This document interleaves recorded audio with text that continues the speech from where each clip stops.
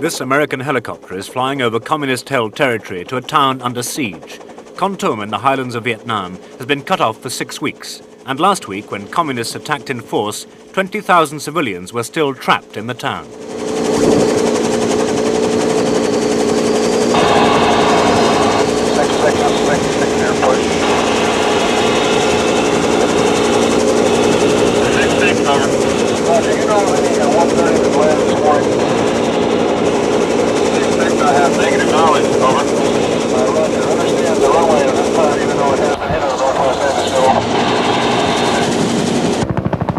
Tonight, World in Action looks at the plight of the primitive mountain people caught in the middle of a decisive battle for the center of Vietnam.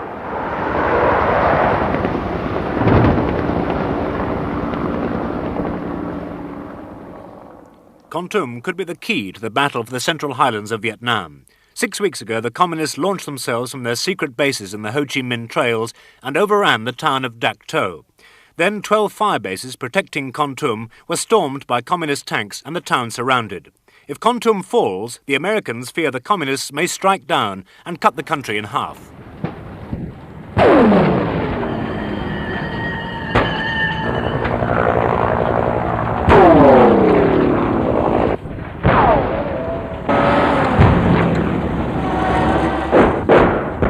Trapped inside Kontum, the civilian refugees never escape the sound of battle. The front line is less than a mile away.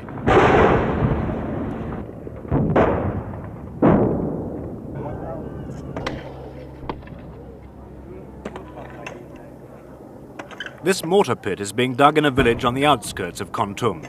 The people watching are not Vietnamese, they're the Montagnards, the mountain people of Vietnam. The war taking place half a mile away is not their war, but whatever its outcome, the traditional life and culture of these tribes is certain to be one of the casualties.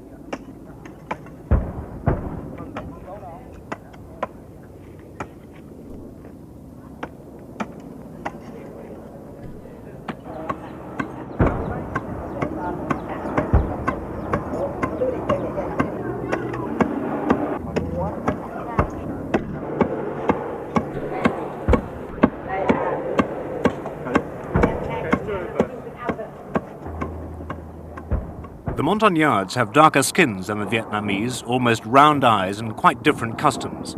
Since they came to Vietnam from Polynesia long ago, they've lived in small villages of long houses, growing hill rice and hunting with wooden crossbows in the forests.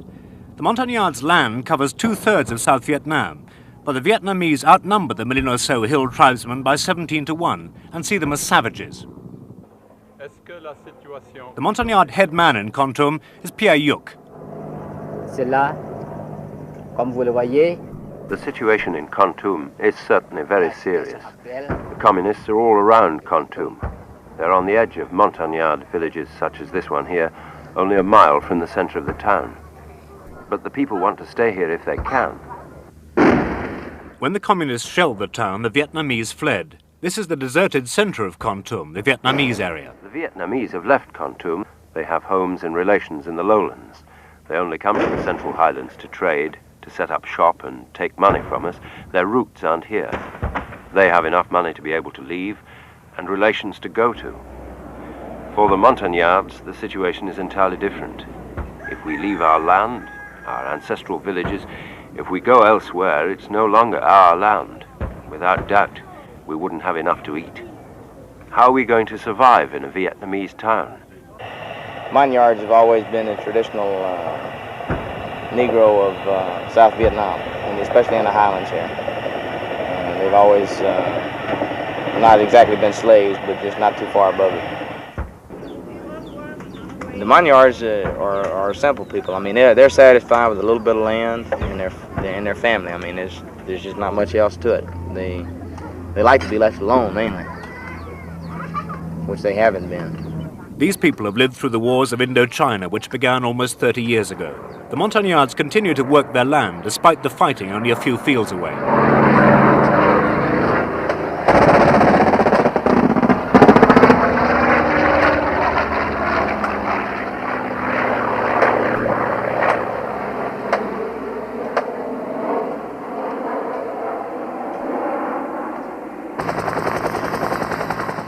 But some Montagnards have been given a special role in the defense of Kontum. Their job is to help the Americans hold isolated fortresses close to the Ho Chi Minh trails. American advisors took us 40 miles behind communist lines to a Montagnard camp at Ben Het. Flying at 10,000 feet above the range of enemy guns, the destruction left behind by the B-52 bombers can still be seen. These traditional Montagnard lands are now free fire zones. Any tribesmen who've not retreated to the special camps or to Kontum run the same risks as the communists.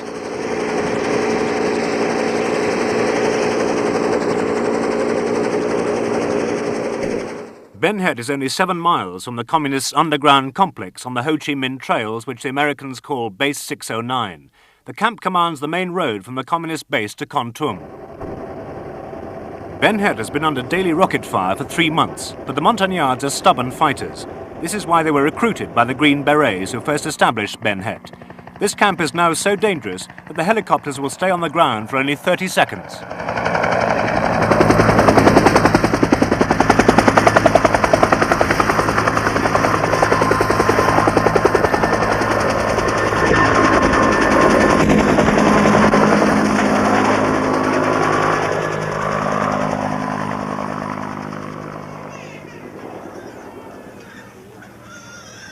The Montagnard soldiers at Ben Het live in the trenches and bunkers with their women and children. These tribal families didn't even leave when the battle for Ben Het was at its most intense. We've taken probably a little over 1,500 incoming rounds in about a 3 to 4 week period. Now that doesn't count what we took during the battle. It's virtually impossible to estimate what they threw in here during that battle. Probably around 2,000 rounds of heavy stuff. What they threw at us as far as small arms is concerned, you can't count it. A special relationship has existed between the Montagnards and the Americans since the beginning of the war. The Green Berets admired the Montagnards' courage and their qualities as guerrilla fighters, which they contrasted with those of the South Vietnamese. The Special Forces camps have started around 1962-63. To tell you how long this individual family lived here would be almost impossible unless we asked them. This is where they live, this is where they fight from, other than the women move back to the inner perimeter if there is an attack on the camp. But you'll find some of these people have been here since '63. Why do they come in from the villages? Well, we recruit and ask them to join the Vietnamese army. They do, and they bring their families with them. Now you'll find that the Montagnards in this area, or in this camp, are all from this general area. And this is the key to a Ranger border camp, or the old Special Forces border camp, and that is you keep your people in the area where you recruit from. If you take them away longer than a couple of months period, they'll go back to the village. The Montagnards' fight at Ben Het is vital to the defense of Kontum. The camp lies astride the most direct tank route to the city. Its strategic importance was underlined by the intensity of the communist assault. At this point, you can see that this is where the main attack is. Back here, you were massed, but you can see one of the tanks down here that actually came in and proceeded to drive the Vietnamese, the friendly Vietnamese, out of the bunker line. This is the Soviet-built PT-76 tank that very nearly broke into our perimeter. Had this thing got inside of the perimeter, there's no telling the amount of damage this thing would have done before we finally got it knocked out. Now, this is the sector that took the main attack, which is from the east. And about 4 bunkers on each side of this, or 3 on each side of it, is where the NVA got through the wire and into the bunkers. And of course, the counterattack from my rear then had to retake these 4 bunkers. This one happened to cave in from the use of logs, as Bob told you earlier, and then they rolled a barrel of gasoline in and set it on fire. You can see it's still smoking over here to my left. How many bodies are underneath? We estimate about 40. And what do you do with all these dead NVA bodies when you get them? I mean, you had a lot. We burn them. It's the only way. We couldn't possibly bury as many as we got. The Americans say 1,500 communists have been killed in the battle at Ben Het. Montagnard losses are 110 dead. There are no casualty figures for the women and children. You're in a typical bunker line where the defense is actually fought for a Ranger border camp. This one is typical of the other 11 camps that I advise and supervise. You'll find here to my left a 30 caliber machine gun, which of course the United States Army no longer uses. This is where the fighting's done. To my right, you'll find living quarters, where the people live during the day, during the night, until, as we said earlier, the fighting begins. At that time, the women then move back to the rear, to the inner perimeter, and the men stay in these positions and fight. This woman has lived here for 7 years. Her 2 children were born in this bunker. They've never been outside the camp. The mountain yard is a very primitive type of person. They don't really understand modern technology. Special forces trained them in modern weapons and gave them the weapons that they use. They paid them the first time the mountain yards had ever seen money. They didn't know what money could even do. They gave them clothing, which the mountain yards had never had before. They were like fathers to them. And over the years, as they led them into combat situations, the mountain yard began to trust the American far more than he'll ever trust a Vietnamese. As the Americans withdraw, the Montagnards are left increasingly vulnerable to the hostility of the South Vietnamese and the onslaught of the communist advance. After 2 hours, we were flown out of Ben Het, leaving behind this isolated fortress, the home for nearly 2,000 Montagnards.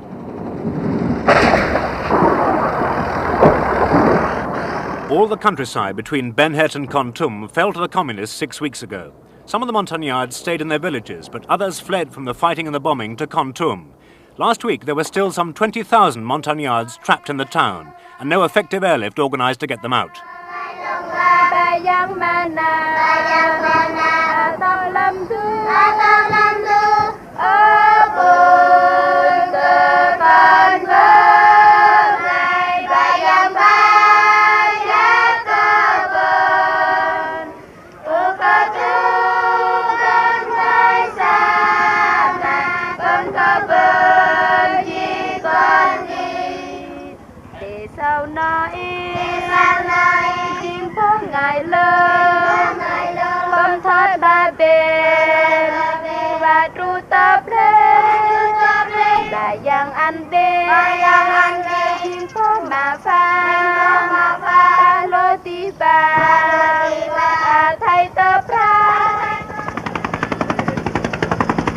The dangers that face the refugees are emphasized by the fact that supplies of rice are only flown in on a daily basis in case the town should fall to the communists.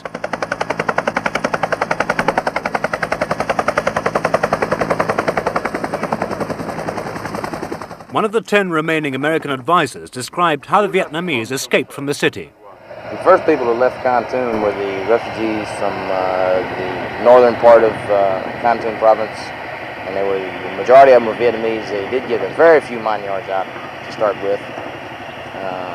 Why was that? The province chief ordered mainly Vietnamese first and mine yards second. These Vietnamese got out when the communist attack began 6 weeks ago. 20,000 Vietnamese escaped in the first few days, but in the 4 weeks since, only 8,000 Montagnards have been airlifted out.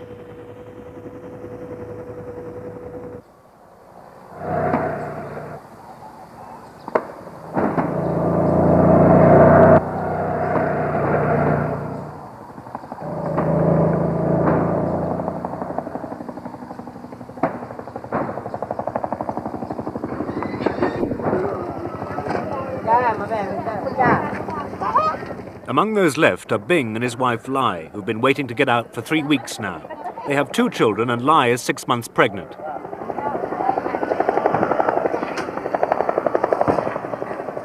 To get to Kontum and escape the fighting and bombing in the countryside, Bing and Lai walked 50 miles from their village. Over 200 of us had to leave our village, Dak Sut, one night. The fighting was very close. We ran out into the forest. We left behind our pigs and chickens. All we could carry was cooking pots and blankets. There was no room for our clothes. We couldn't carry rice. It was too heavy. Yes, we were very scared of the American planes. We heard them drop their bombs. Sometimes they were very close to us. The earth shook, and we saw the smoke rising above the trees. Sometimes they were far away. Then there was a strange rumble. The only way for Bing and the other refugees to escape from Kontum is by air. But for weeks the airstrip has been under rocket attack, and war supplies and food have taken priority over people.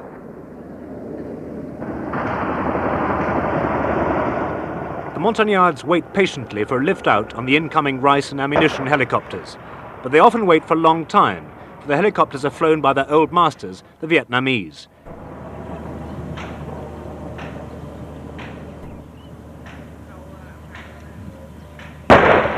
Bing and Lai have been trapped in Kontum for 3 weeks, but now they're near the head of the queue.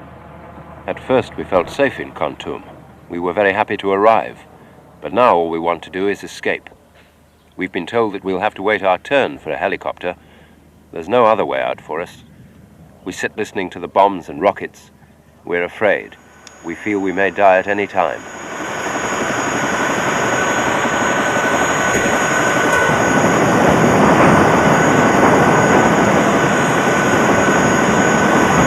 These Montagnard babies from the Catholic orphanage are waiting to get out, but the Vietnamese helicopter drops its load of rice and flies off empty.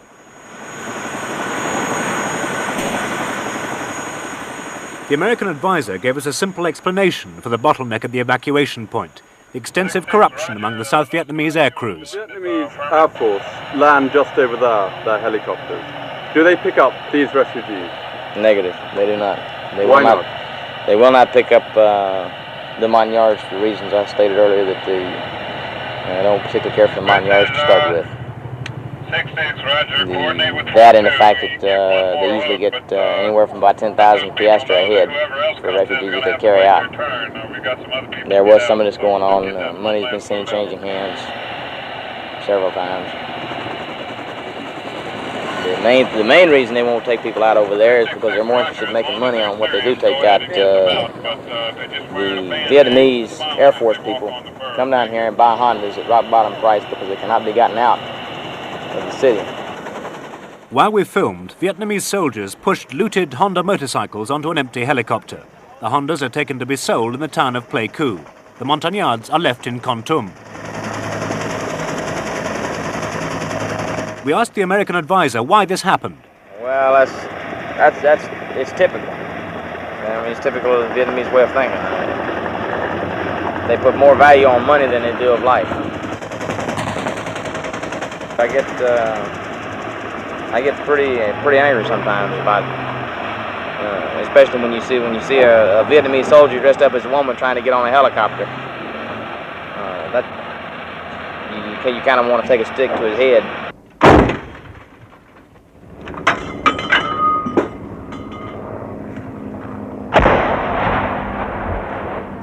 The irony of the situation in Kontum is that it's the Montagnards displaying the fighting qualities the Americans admire who stiffen the defense lines weakened by Vietnamese desertion and hold the city for the government in Saigon.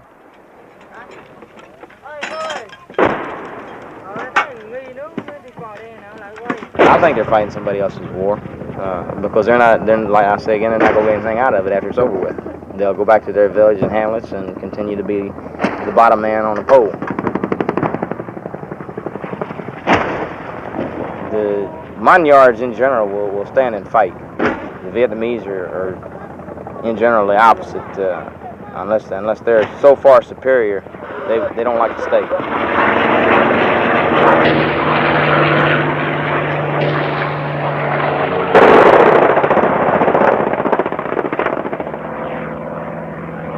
But the North Vietnamese are now so close that American planes are bombing only a few hundred yards outside the town.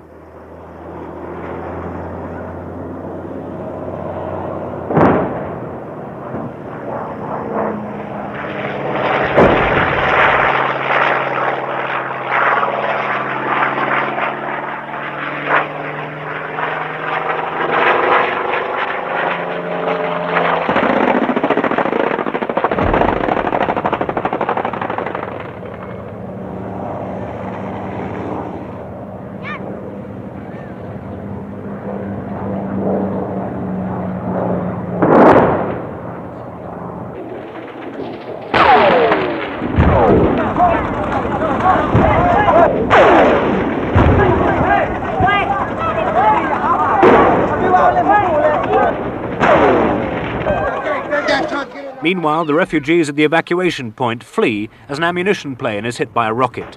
Bing and his wife Lai retreat from the shrapnel. No one will be airlifted out on this day, so Bing and his family return to their camp.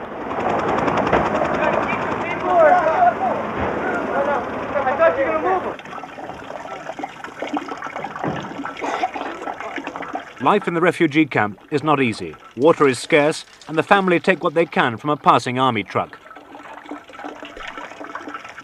Last night we were very scared. a rocket exploded across the road. We all went and lay down in the trenches.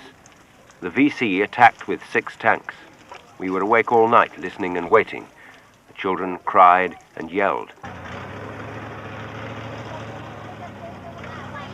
We do not know what will happen to us. We do not understand this war. We just want to live in peace. We want to return to our village.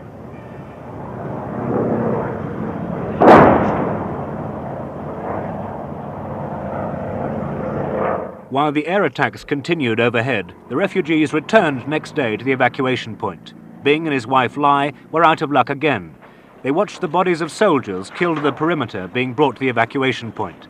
That day, the evacuation of the dead took precedence over the living.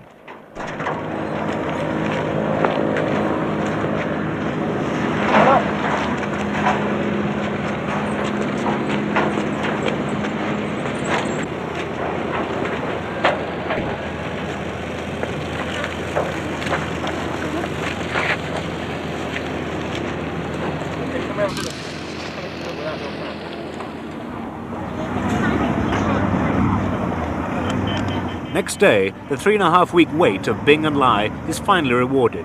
They've been promised a place in an American helicopter, but for them it's a moment of mixed emotions. We're very worried about the people left behind. Some are from our village. We do not know if they'll be able to leave. It makes us very sad. We do not know if we will see them again. Many of our people have died in the war. We've never been on a helicopter before. We're afraid. We do not know where we're going. We do not know how we will eat. We want to find a village like our old one.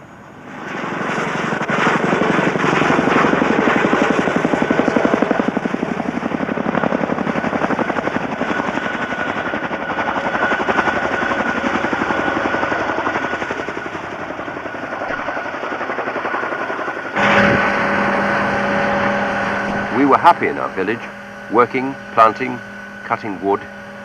This is the month we sow rice. The boys love fishing, the men trap birds. Often we go hunting far away from the village. There is no place for the Montagnards' way of life in the resettlement camps to the south, which will be the Bing's new home. While the Montagnards take refuge in the fortified bases or the camps with their rows of tin huts, Vietnamese farmers are rapidly taking over their tribal lands. With no land of their own to farm, the Bing's only means of survival may well be to work as labourers for the Vietnamese. I have heard about the Vietnamese stealing our lands, but I do not know where. We do not like the Vietnamese. They have a different way of life to us.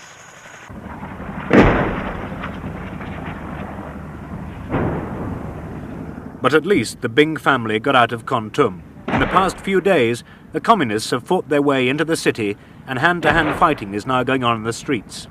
Kontum was once the French missionary capital of the highlands. Before we left, we spoke to the Catholic Bishop of Kontum about the plight of the remaining refugees.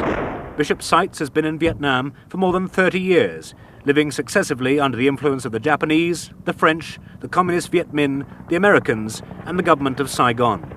Many of his Montagnard people are Catholics, and the bishop refuses to leave them. Quel que soit l'effort qui sera fait. No matter what effort is made to evacuate Kontum, there'll always remain a civilian population of old people, women and children, Vietnamese and Montagnards alike. It's the very poor who will always be here. So I made 2 requests to the authorities, that they send food to this besieged city, and that whatever happens, the people should be spared the bombing attacks. I went to Saigon and asked that no matter what happens, we shouldn't be bombed by the B-52s.